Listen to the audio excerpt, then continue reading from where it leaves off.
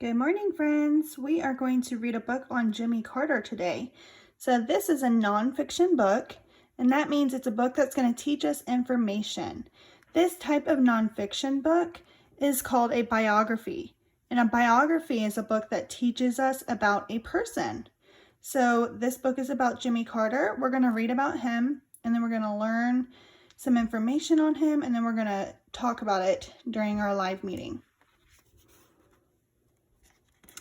In nonfiction books, what we usually find in the beginning is our table of contents, okay? So we're going to learn about where he grew up in Georgia, how he was a hard worker, a government leader, and so on, okay? Growing up in Georgia. What do you do when you see something unfair? Jimmy Carter saw things that were unfair. He decided to change them. When Jimmy Carter was growing up, laws kept African American children from going to school with other children. Most of Jimmy's friends outside of school were African American. Jimmy knew it wasn't fair that his school had more books and more teachers than his friends' schools. Here is a picture of Jimmy Carter, and this is a caption. And a caption explains the picture. Jimmy Carter was born in Plains, Georgia in 1924. He is about 1 year old in this picture.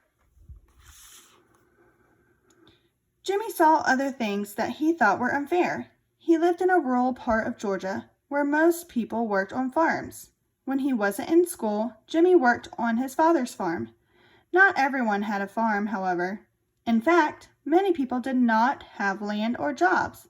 They did not have a way to earn money. One of Jimmy's chores on the farm was taking care of his pony, Lady.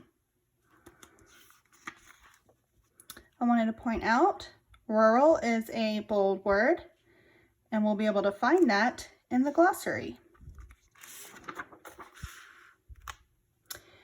People who were out of work often stopped by the Carter family farm. They offered to do chores, such as cutting wood.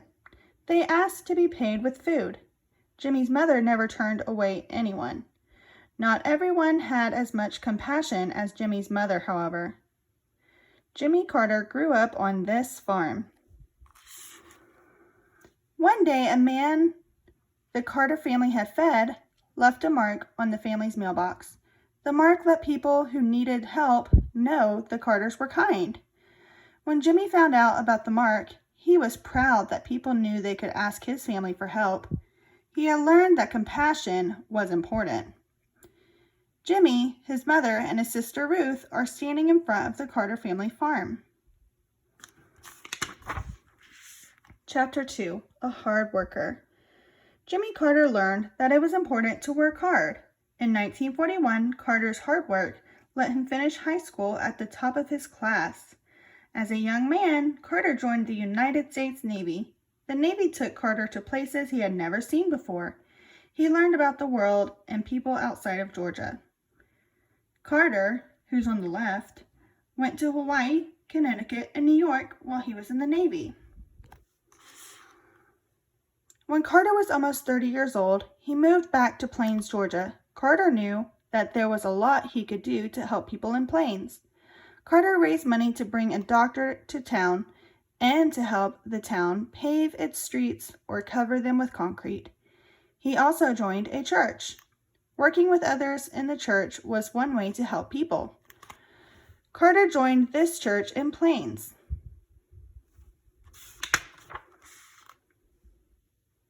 In the 1950s, there was only one swimming pool in Plains.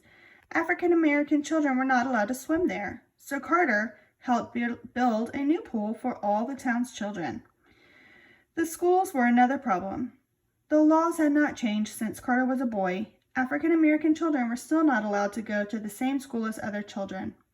Carter worked hard on his peanut farm in Plains. In the 1950s and 1960s, laws in many places forced African American children to go to separate schools. From the time he was a boy, Carter had noticed that African Americans were not treated the same as other people. He believed that all people should be treated with civility or respect. Carter decided that the best way to make the laws fair was to work in the government. That way, he could help change the laws. Chapter 3, A Government Leader. In 1962, Carter was elected to the Georgia State Senate. While he was in the Senate, he tried to change laws that made African Americans go to separate schools.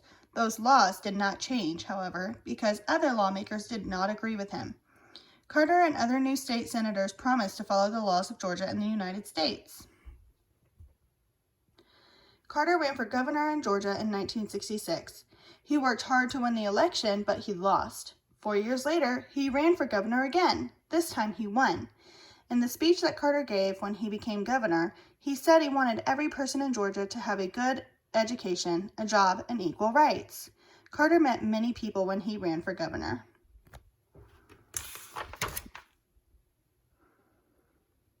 Governor Carter saw pictures of famous Georgians in the state capitol building. None of these pictures showed African American Georgians, however.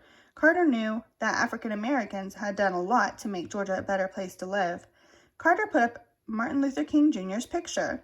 He also put up pictures of other African American leaders, including Lucy Craft Laney. She started a school for African Americans and taught Mary McLeod Bethune how to be a teacher. As governor, Carter kept his promises. He worked hard to help people find jobs and be treated with respect. He wanted all children to be able to go to good schools. Carter's work took him all over the world. What he saw made him want to help people everywhere. He knew he could do this as President of the United States. So in 1974, Carter ran for president. Chapter 4, President of the United States. Jimmy Carter was elected president in 1976. As president, he wanted to make sure that everyone who needed a job had one. He wanted all schools to have enough books and teachers. In 1976, few women or African Americans had jobs in government. Right away, Carter decided to change that. These women were hired by President Carter to work for the United States government. President Carter added a lot of land to the Denali National Park and Preserve in Alaska. The environment was also important to Carter. He got Congress to pass a law to keep the water in rivers and lakes clean. President Carter also got Congress to pass a law that made millions of acres of land in Alaska part of a national park. Land in national parks cannot be used for farms, homes, or businesses. It is protected for plants and wildlife. The lessons Carter learned as a boy stayed with him. As president, he treated people with compassion. He started a radio show so that people could call in and talk to him, and he listened to what they said. Carter worked for human rights outside of the United States too. He wanted people to be able to vote and say what they thought without being put into jail. President Carter is welcomed by children at an Asian American dinner in 1976.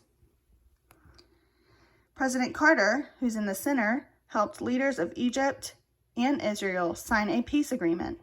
Carter also wanted countries that were fighting to have peace. Two countries that had been at war for a long time were Egypt and Israel. President Carter invited the leaders of Egypt and Israel to the United States. He talked to the two leaders. He helped them understand each other. The leaders trusted Carter because they felt he was honest. They agreed to stop fighting and signed a peace agreement. Chapter 5, Helper and Peacemaker. Jimmy Carter was president until 1981. After he left office, he kept working for his goals. In 1982, Carter and his wife Rosalind opened the Carter Center in Atlanta, Georgia. Carter's on the left visited Chad, a country in Africa. The Carter Center sits in the middle of a large park in Atlanta. The Carter Center has 3 goals: to bring peace, health, and human rights to people everywhere. The center also watches elections to make sure they are fair and honest. Jimmy and Rosalind Carter, along with others from the Carter Center, work for these goals in more than 65 countries. Jimmy and Rosalind Carter are volunteers for Habitat for Humanity. This group builds houses for people who need them. Carter has helped build many homes across America. In 1999, the Carters were awarded the Presidential Medal of Freedom for their work to help others. 3 years later, Jimmy Carter received the Nobel Peace Prize. Jimmy Carter still works for the goals that he set for himself as a child so long ago. Once he wanted to make things better for people of the Plains, Georgia. Today, he works for human rights of people all over the world. The last thing I wanted to show you guys was this page called Understanding Character Traits. Some of the character traits this book mentioned was civility, compassion, and honesty. Civility is showing respect. Carter showed civility by working hard to make sure all people were treated with respect. Compassion is caring about other people. As president, Jimmy Carter tried to help people who called into his radio program. Honesty is telling the truth. People respected Jimmy Carter because they knew they could believe what he told them. What are some ways you can show compassion and civility? And then last but not least, in the back of a nonfiction book, we usually find the glossary. And this gives us the definition of all of those bold words we saw in our story today.